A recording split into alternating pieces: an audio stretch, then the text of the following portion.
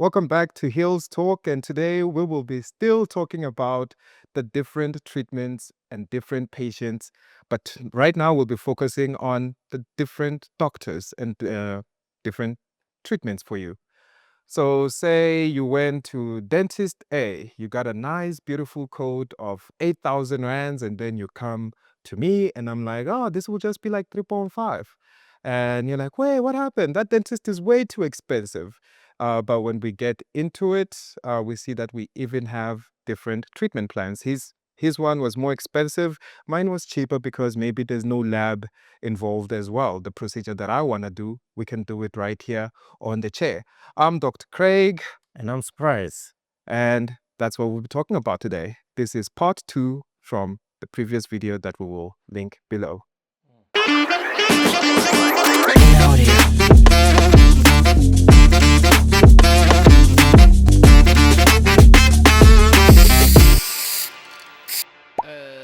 Can you shut up?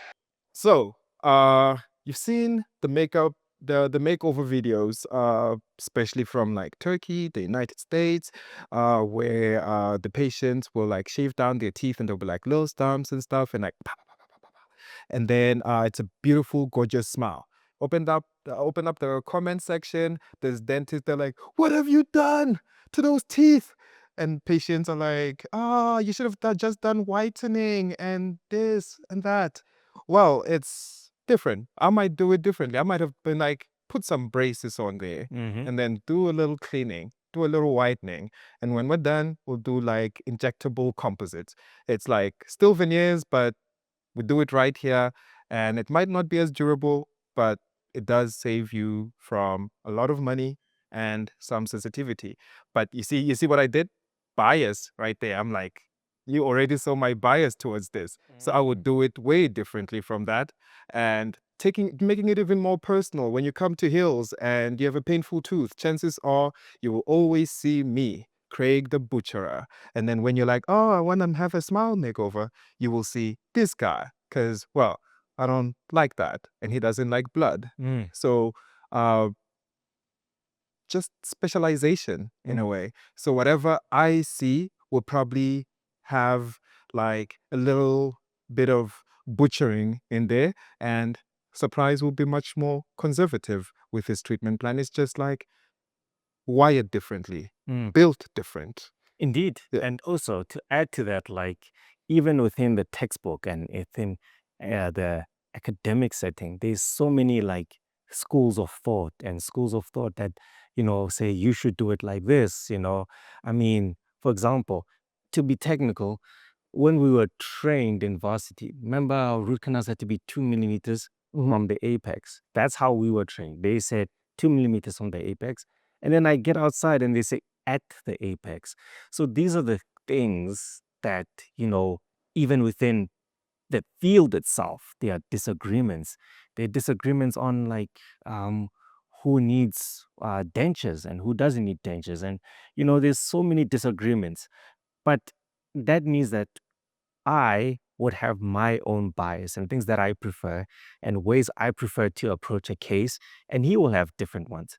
In fact, from practice to practice, it ranges so widely because you might go down the road to our friends and they'll give you something drastically different. And it's like, don't you guys study the same textbook? Don't you study the same textbook?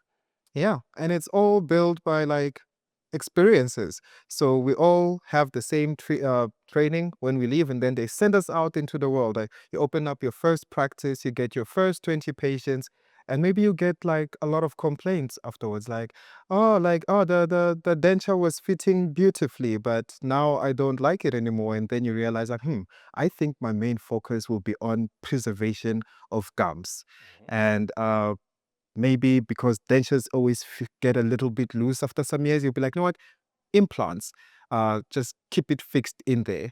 But also the type of environment you're in. If you are working in a place with more young people and more young people with money, so you are right by next to KPMG, you have a lot of chartered accountants, internal auditors. They got money to blow, I think. I think. I think. I think so. I wouldn't know. I wouldn't know. But yes, in that case, they will want something. super specific, like, oh, I don't want to take off my teeth at night, or I need it to look as natural as possible, or in a different environment, some might be like, I want my teeth as white as possible. Mhm. Make me look like Steve Harvey, my man. No offense. Not like he'll see it. No, Steve Harvey won't watch this, We never know. It might be one of our Our regular 15 viewers, keeping it low key. Like, I'm not even gonna like, I don't know. Yeah. But basically, that experience um, will definitely impact how you will view teeth and how you will view the longevity of your treatments and what your patients need and how you prefer to work, the type of staff you have, shit, maybe even the type of content you make. It might be more favorable to doing certain types of work. And also on the topic of exposure, so the more you're exposed to something, the better you become and the more proficient you become at it. So there are dentists, they do exist, who do root canals on like wisdom teeth, right? I wouldn't do it because I'm like, oh, that is unnecessarily difficult. But the skill, because he or she has been exposed to that type of procedure so many times, they will do it. Somebody who has done a lot of digital smile design won't would be more comfortable recommending that to you because that's what they've done. So I think the lived experience of the dentist does play a role and how they have experienced the work they've done, because there are some dentists who don't do root canals because they say they always fail. And these are the differences. And I think the biggest way you can compensate for this is if you don't agree with a dentist, you can seek a second opinion. There's nothing wrong with that, because a second opinion is not casting doubt on your current dentist. It's you saying, is there another way to receive treatment for this problem I'm having? And sometimes, many times, the answer is yes. Yes. Mhm. Yeah. And asking a lot of questions, especially the first consultation. Like, as long as you're not rushing to get the treatment plan done and you forget about us and move on with your life. When I say something like, oh, okay, your wisdom tooth has really, really bad caries and we'll have to like remove it, ask like, oh, why don't we do a root canal? Or if I want to do a root canal, you can ask like, why don't we remove it? And if I like, oh, the other tooth will over erupt and there won't be balance and whatnot, be like, but maybe I don't need any of my wisdom teeth. Just understand completely the options that you have. And if a dentist or your dentist is not comfortable with any of the procedures that you really need, most of them will be honest and refer you to someone who will provide that service for you. So bridging the gap between what we will offer, what you want, different reactions from different patients is mainly on that. Asking questions, understanding the different options that you need, and right there in the middle, right there in the sweet spot, you will be able to find the right solution for yourself. So I do have a lot of patients that I treat sometimes. So I mentioned that I cut up teeth a lot, and Surprise does the more conservative, beautiful work. And then I will get a referral from him. And when I put them in my chair, I'm like, oh, okay, do you know what we're doing? They're like, I'm removing a tooth. I'm like, do you know why? Like, yeah, the Surprise said so. I'm like, do you know why he said so? And they don't know. I'm like, do you know which tooth we're removing? I'm like, oh, I don't know. Well, that's the notes are there. I'll view the notes and see what Surprise said. But remember, your teeth, your money, and you're the one who's going to go through the little bit of trauma from all of that movement. So it's best that you know exactly what's going on so you can make the right call. And if sadly both of us pass on when you go on to another dentist, you will know exactly what we did and they will know where to pick up from so you don't do just unnecessary work. And that's why we try give like an open door policy for communication. We do let our patients know, like, hey, if there's something you're not sure about, you get a code and it's like 1 million rands. I wish. and you're like, why am I paying this amount? Then we're always free to answer your questions because remember, sometimes it also happens to me, you're watching a movie, you're reading a book, and you forget the synopsis. You're like, what happened? Didn't I just read that? And sometimes it happens, I'm hyped up on caffeine. I just said 5,000 words to you, and you're like, I have no idea what he said. And if you are not sure, always feel free to ask for a second opinion. Because guess what? Do you know who else asked for a second opinion? Us.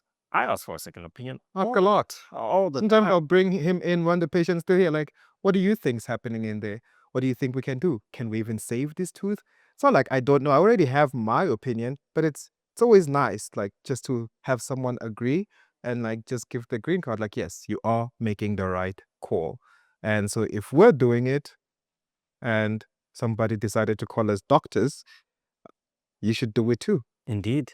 So don't be afraid to ask questions, If you're very shy, like myself, you can send a WhatsApp, send a WhatsApp and then say, hey, I've got questions. And we'll try to answer your questions because, again, it is your money, it is your body. So, yeah. Yeah, and we really try to like we don't wear white coats here because what's that is it the white coat syndrome? Mm-hmm. So like when people see like the white coats in hospital, they get like slightly intimidated by the health practitioner, and they just agree.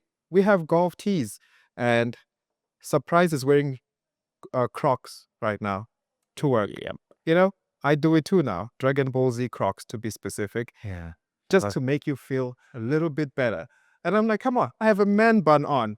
Just ask me.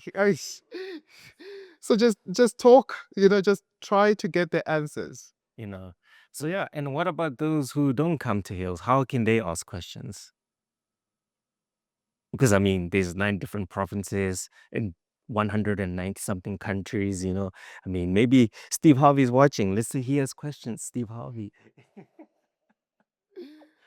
Okay, my first answer would be just come to Hills. But the second one, uh, you're a grown up. Just do it. I mean, if you don't, who's gonna ask? Who's gonna. And you communicate well in your relationships. I don't like this. I want flowers. My love language. All of those. If you are comfortable enough to have a conversation with another human being anywhere else, just ask. And That's what we're paid for. In fact, we're not allowed to refuse you answers. Okay, like as part of like the council that would belong to, we have to answer everything. Okay? Even if the dentist does seem a little bit grumpy and impatient that day, ask anyway. Mhm. That is your right. Indeed, Yeah. because sometimes I do feel grumpy. Sometimes I'm having a bad day, Mm-hmm. but I really do try to answer the questions Yeah. because they are important, and because that your concerns are important, and because that concerns, queries, anything are very important, Mm-hmm. or you take on treatment. And if you, again, if you forget, just ask the receptionist. And if you're very uncomfortable with us, which would be weird, I'm in your mouth. You should be comfortable. That's that's pretty intimate. Sheesh. Some of you came out wrong.